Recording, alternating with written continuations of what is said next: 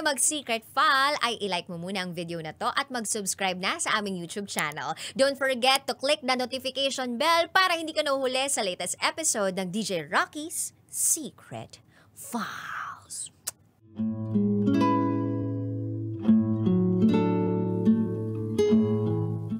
And now, it's time for DJ Rocky's Secret Files with Jello.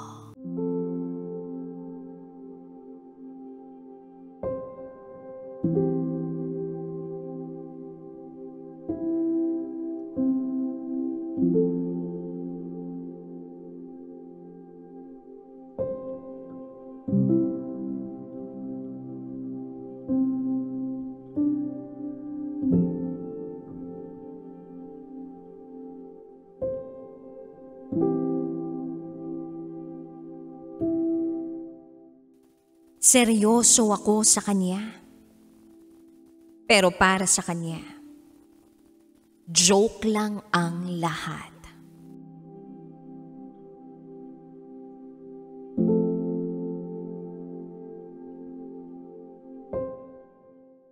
Hi DJ Rocky and DJ Jello. Itago nyo na lang ako sa pangalang Bay. At ito, ang aking secret file. September 2014, nang magkakilala kami ni Chip. Hindi niya tulay na pangalan. Nagkakilala kami dahil yung kalaro ko sa volleyball ay pinsan niya. That time, isa siyang engineering student sa Baguio. Very masculine itong si Chip. Matangkad, macho, singkit, maputi. Tsaka laging mabango kahit pawisan. At ang kilikili, kahit hindi nagde-deodorant, walang amoy. Parang ang sarap tumira sa kilikili niya panghabang buhay. And aside from his nakakapaglaway na looks, mabait siya. Maalalahanin, marunong magpahalaga ng tao o bagay. Generous. Saka taong simbahan. Umuuwi lang siya sa lugar namin kapag wala silang pasok o tapos na yung SEM nila. So nung araw na ipinakilala siya sa akin ng pinsan niya, sa kadahilan ng ako yung nakatatanda sa grupo, at close ko yung pinsan ni Chip, nagsimula lang ito sa hi and hello. Pagkatapos ng game, hiningi ni Chip yung cellphone number ko para daw kapag may dayo, message ko lang daw siya para sasali siya. Ang sabi ko naman, sige, yun lang naman pala. Binigay ko naman.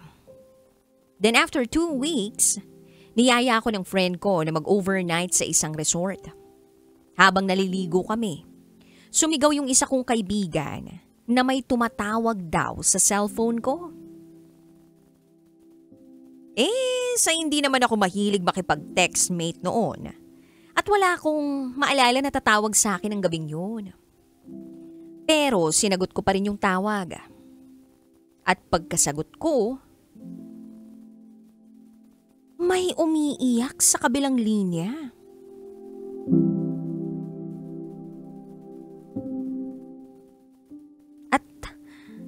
That time ko lang narinig yung boses na yun. Sabi niya, "Baby, busy ka ba?" Habang humihikbi.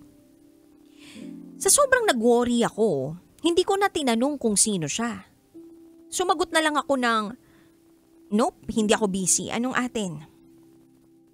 Ikinuwento niya ang sagutan nila ng kanyang ina patungkol sa kanyang napupusuang kurso. Sabi niya, "Bakit hindi ako maintindihan ni Mama? Gusto ko maging accountant pero ang gusto niya maging engineer ako. Kaso hindi ko kaya." Napatigil ako sa sinabi niya kasi parehas kami ng problema. Pero kasi sa side ko, nasabi ko naman yung gusto kong sabihin sa mga kapatid ko. Then sabi ko sa kanya, ganito, suggestion ko lang naman to. Ikaw bahala kung gusto mong sundin. Explain mong maigi sa mama mo kung ano yung pwede mong kahihinatnan or in the future, kung magiging masaya ka o hindi. For sure, maiintindihan niya yan. Then bigla siyang natahimik. At pakiwari ko, umabot ng 2 minuto ang pagtahimik niya. Tas biglang naputol ang tawag. Hinayaan ko na lang at hindi na ako nag-expect na tatawag pa siya ng gabing yun. Kinabukasan pagkagising ko, ang daming unread text messages. Inisip ko baka sa SIM ko lang yun. Kumbaga baka meron lang mga nagme-message na kung sino-sino tungkol sa promo o kung saan man. Tanghali ko na nang makita o mapansin ang mensahe. Pero habang binabasa ko yung long message, bigla na lang may tumatawag uli sa akin. Sinagot ko at ang sabi sa kabilang linya ay, "Happy lunch, bae. Ikaw di ka nagre-reply sa text ko Busy ka ba? Nakakaisorbo ba ako? Pasensya na po." Nagulat ako. At ang nasabi ko lang ay sandali lang, babasahin ko pa lang. Ngayon pa lang kasi ako magbabasa, pasensya na ha. Tsaka hindi ka naman nakakaabala. Nagpapasalamat siya kasi nagkaroon siya ng lakas ng loob. Hahanap lang daw siya ng tamang timing para kausapin ang mama niya. Marami pang nilalaman yung mensahe niya pero natuwa naman ako. Na-appreciate niya yung pagiging kaibigan ko. At doon na nagsimula ang tawagan namin tuwing gabi. Lagi kaming magkausap. Kung ano-ano na lang ang napag-uusapan. Kumustahan tungkol sa nangyari sa klase, kung masaya ba o hindi. Inaabot kami ng 1:00 ng madaling araw. Tuwing pagpatak ng 12:00 ng hating gabi, lagi na siyang kumakanta. Frustrated singer siya. Ganon din naman ako. Pero habang kumakanta siya, kahit hindi naman sobrang ganda ng boses niya, na-appreciate ko yung effort niya. Lalo na kapag kinakanta niya yung kantang, "Please be careful with my heart." Sa bawat tawag niya, hindi po pwede na hindi niya makanta yung kantang yun. Tumagal ang tawagan ng 1 buwan hanggang sa may daily updates na. As in, kahit sa pagpunta ng banyo, ina-update ako. Magagalit siya pag hindi ako nag-update. Ako naman, si update. Kung paano siya mag-update, ganun din ang ginagawa ko. Masaya ako kapag magkausap kami o magka-text. Minsan pa nga mga text namin, merong kumain ka na ba? Dapat kumain ka na kasi magmamahalan pa tayo. Mga ganun ba? Nakakakilig. Puro merong halong magmamahalan pa tayo. 4 na buwan. 4 na buwan na ganito ang setup namin. Ang saya-saya ko, yung tipong sa bawat gising ko, napakaganda ng ngiti ko. Kahit bumagsak sa exam, okay lang kasi may nagpapasaya sa akin. May mapagkukwentuhan ako kung sakali.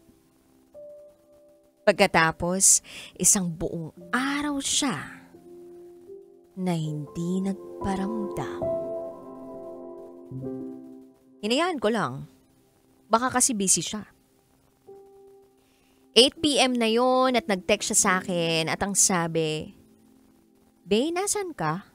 Anong ginagawa mo?" Sumagot ako. Dito lang sa boarding, tinatapos ko yung big book na project namin habang nilalagnat pero kaya ko pa naman. Bakit? Tapos hindi siya nag-reply. Hinayaan ko lang talaga siya. At ang nasa isip ko lang nung araw na yun, matapos ang project namin at itutulog ko na. Kaso biglang kumatok ang landlady namin at ang sabi niya ay, "Be, may naghahanap sa'yo sa labas. Paalala ko lang ha, may curfew until 9 PM lang tayo." Nagulat ako napaisip ako. At sino tong hinayupak na bibisita sa akin ng ganung oras? Pagkalabas ko, nagulat ako. At si Chip ang bumungad sa akin. Sabi niya, "Surprise! Kaya hindi ako nag-text kasi uuwi ako. At ikaw ang una kong gustong makita bago ako umuwi sa amin. Tara, labas tayo." Nagulat ako.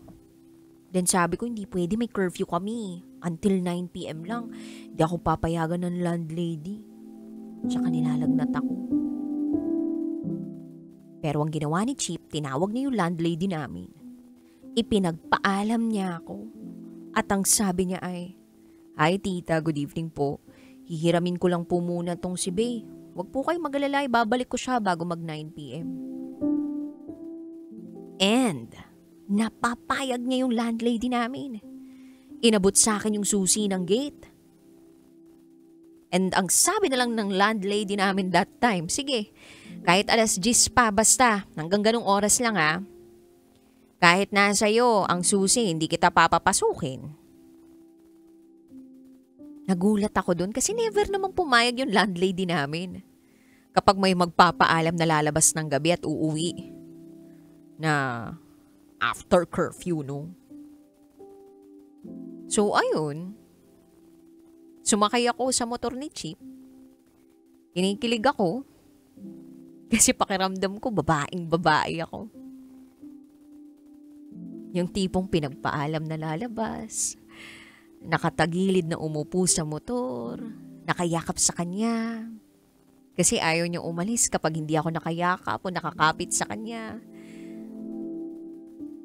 Kaya yun, nagkukwentuhan kami habang nagsustroll lang. Tinanong ko siya saan tayo pupunta. Tahimik lang siya.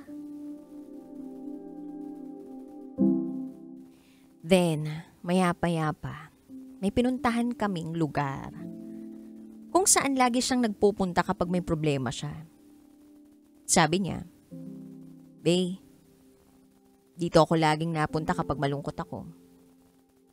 Nangako ako sa lugar na ito na dadalhin ko yung taong mahalaga sa akin."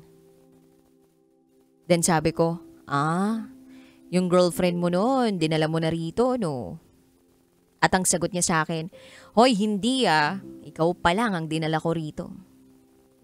Siyempre, nagulat ang babae. Hindi ko maintindihan kung anong nangyayari sa amin, pero ang alam ko lang, masaya akong kasama siya.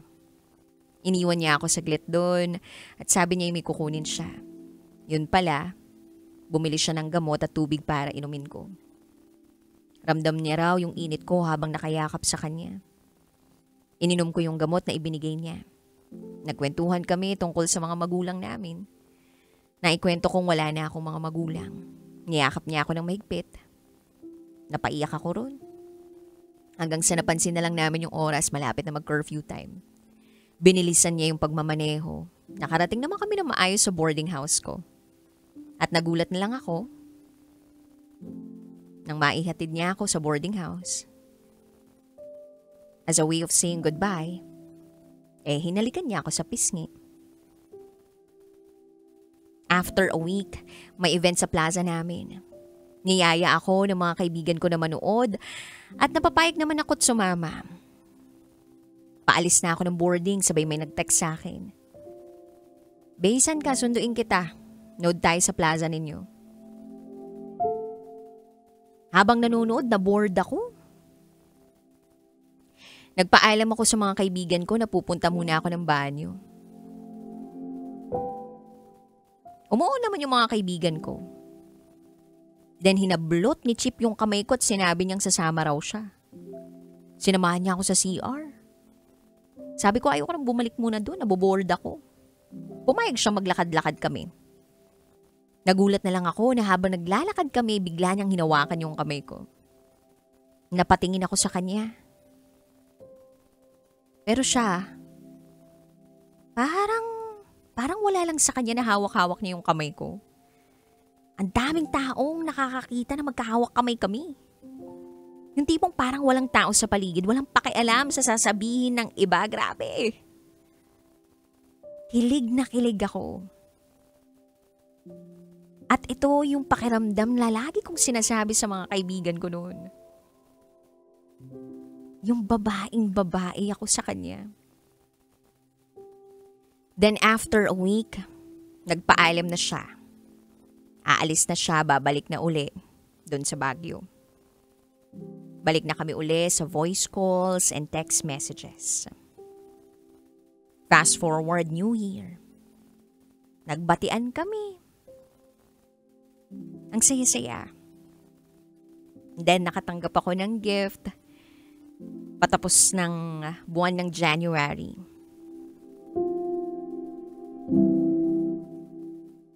Naiiyak nga ako eh. Kasi pakiramdam ko ang special ko.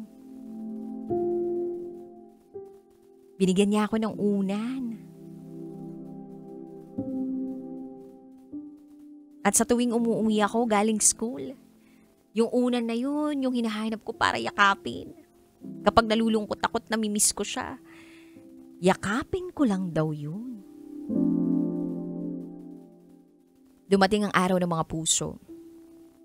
Nakapag-decide ako na umamin na sa kanya na gusto ko siya. As in, mahal ko na siya.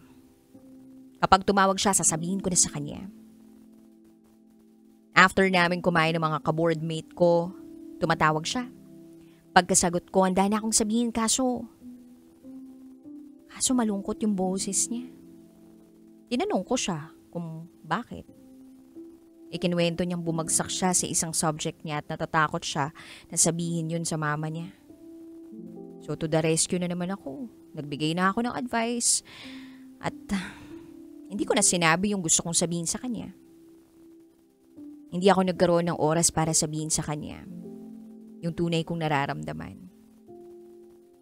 Pinalipas ko na ito hanggang sa nawala na sa isip kong umamin sa kanya.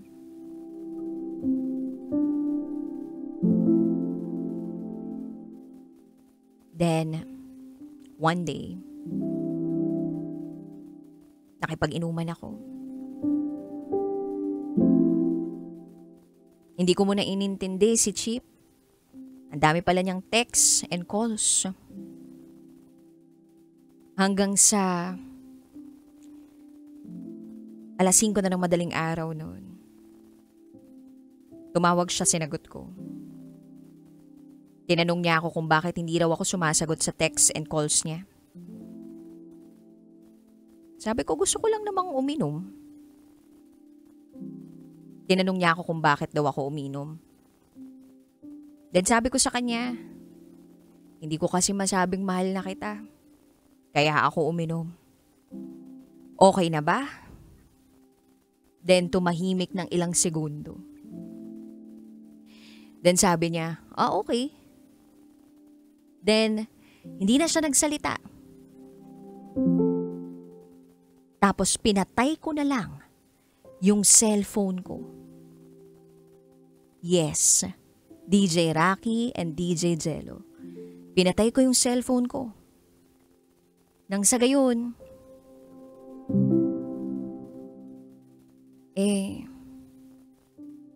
makapag-isip-isip ako. Pero yung desisyon kong yun ay ang magdadala pala sa pag-iba ng ihip ng hangin ng samahan namin. Nagbago ang ihip ng hangin ng sitwasyon namin. Naging cold siya, madalang na lang mag-update o tumawag. Sa isang araw, 3 beses na lang mag-update. Sa isang linggo, 2 beses na lang tumawag. Tumagal ng ilang buwan, hinahanap-hanap ko pa rin yung tulad ng dati. Dumating ang buwan ng April. May event sa bayan nila. Nag-text siya na uuwi siya sa kanila. Sinabihan ko siya ng ingat. Then bigla siyang tumawag. Nakikiusap na sunduin ko siya sa terminal. Pumayag ako. Humiram ako ng motor sa kaibigan ko. Sinundo ko siya. Siya yung nag-drive papunta sa kanila since hindi ko naman alam yung bahay nila. First time kong makita yung bahay nila, walang katao-tao. Pinaupo niya ako sa couch nila, nagbihis siya. Nakita ko siya sa salamin na naka-underwear lang. Bigla akong inalis yung tingin ko sa salamin. Ang puti-puti niya. Pero dead ma'am, baka kasi iba yung isipin niya. Nakakagulat lang na lumabas siya ng nakaganon. Ako, kinakalma ko yung sarili ko. Kahit deep inside, parang kilig na kilig ako. Dapat parang normal lang yung itsura ko. Inaalok niya ako kung gusto ko raw ba ng juice o tubig. Sabi ko, okay lang ako. Then nagbihis na siya. Nagtungo kami sa plaza nila. Habang nanonood, katabi ko siya, sinubukan kong umangkla sa braso niya. Kaso, parang ayaw niya. Doon ko na naramdaman na ang laki na nang nagbago. Buong event hindi ako nagsasalita. Hindi ako nakikipagkulitan sa kahit sino. Napansin niya yun. Tinanong niya ako kung okay lang ba ako. Sumagot ako, okay lang ako. Sabi ko, inaantok lang ako. Nung pauwi na kami, kinausap niya yung kaibigan ko. Naihatid siya. Pero sabi ng friend ko, kung sino yung sumundo sa'yo, doon ka magpahatid. Kung lumapit siya sa akin at nagsabi, papayag naman ako at ihahatid ko. So yun nga yung ginawa niya. Lumapit siya sa akin. Then nung naihatid ko na siya, sabi niya lang sa akin, salamat. Parang mas nakadagdag yun ng lungkot na nararamdaman ko. So ang ginawa ko, papaalis dun sa bahay nila, pinatakbo ko ng mabilis yung motor habang umiiyak. Dinaanan ko yung friend ko na may-ari ng motor. Nagsabi ako na ako na magmamaneho. Pumayag naman siya. Habang nagdadrive ako, niyakap ako ng kaibigan ko. At mas lalo ako napaiyak dun. Hininto ko yung motor. Tsaka ako umiyak ng umiyak. Balde-baldeng luha ang iniyak ko. Hindi ako makapagsalita. Sa sobrang tuloy-tuloy ang pag-agos na mga luha ko. Hinahayaan lang ako ng kaibigan kong umiyak. Then sabi niya nga sa akin, sige lang, ilabas mo yan. Iyak mo lang ng iyak. Hanggang sa tumahan na ako at nag-decide na yung kaibigan ko na siya na yung mag-drive. Pagkarating ko sa boarding house, diretso lang ako sa kwarto, iyak pa rin ang iyak hanggang sa makatulog. Buong buwan ng Abril, ganun pa rin. Ganun pa rin kalamig ang pakikitungo sa akin ni Chip. Month of May, eto na yung buwang hindi ko makakalimutan. Nagpasama ako sa kaibigan kong pumunta sa simbahan. Nagdasal ako. Sabi ko kay Lord, Lord, kung siya yung para sa akin, bigyan mo ko ng sign. Pero kung hindi, ilayo mo na lang ako sa kanya. That night, inopen up ko sa friend ko lahat ng nangyari sa amin ni Chip. Simula nang magkakilala kami hanggang sa naging cold siya. Kung anong ikinuwento ko rito, siya rin namang ikinuwento ko dun sa kaibigan ko. Sumigaw ako na para bang may sumasaksak sa akin para mailabas ko yung sakit. Then one day tumawag si Chip. Masaya ako na tumawag siya. Inulit ko lang din yung sinabi ko noon na mahal ko siya. Masakit lang na ang cold pa rin niya. Then sabi ko pa, sinanay mo naman ako sa ganun tapos mag-iiba lang pala bigla dahil umamin ako sa'yo. Hanggang sa nagsalita na siya at hindi ko ina-expect yung sagot niya. Ang nasa isip ko, hindi niya ako gusto. Hindi niya ako kayang mahalin. Kasi ganito ako. Kasi Bakla ako, kasi bading ako. Kasi gay ako. Pero, ang sinabi niya ay, sorry bae, akala ko kasi joke lang lahat sa atin. Di ako nakapagsalita, tinakpan ko yung bibig ko habang umiiyak. Ayaw ko na kaawaan niya akong umiiyak. Walang araw at gabi na hindi ako naiyak. Kapag kasama ko, mga kaibigan ko, mask on. Kailangan happy lang, pero kapag mag-isa na ako, mask off. Dumating pa nga sa puntong gusto ko na lang mawala sa mundo. Yung magdadrive ako ng motor na sobrang bilis, ba na ako maaksidente. Nagiinom gabi-gabi. Sa taong yun, napariwara ako. Meron pa nga yung pagkakataon na imbis na bumili ako ng pagkain, alak yung binibili ko. Then yung friend ko, sabi niya sa akin isang araw, Bes, di na kita kilala sa mga pinagagawa mo. Tapos niyakap niya ako. Napahagulgul ako. Doon ipinangako ko sa sarili ko na babangon ako. Natauhan ako. Simula nun araw-araw, pinipili kong bumangon sa pagkakalugmok. Araw-araw, niyayaya ako ng mga kaibigan kong lumabas. Ibinuhos ko lahat ng sakit sa paglalaro ng volleyball. Pero alam mo yun, parang hindi pa rin sapat. At dekada nang lumipas pero hindi pa rin ako makamove on sa sakit, DJ Rocky at DJ Jello. May mga pagkakataon naman na nagkakaroon ako ng karelasyon pero nandito pa rin yung sakit. Okay lang na i-judge ako sa kwentong to. Naangtang ako kasi di pa ako makamove on, ang tagal na. Pero alam niyo yun, siya kasi yung una kong minahal ng sobra. Minahal ng sobra kahit walang label. Nagbuhos ako ng pagmamahal, nagbuhos ako ng oras ko sa kanya. Yung bang ginawa kong mundo, ang isang tao lang. Kaya eto ako. Isang bading, bakla, o gay, na hanggang ngayon hindi pa nakaka-move on. At masasabi kong si Chip ang totga ko. Hanggang dito na lang po. Muli, ako si Bea. At ito, ang aking secret file.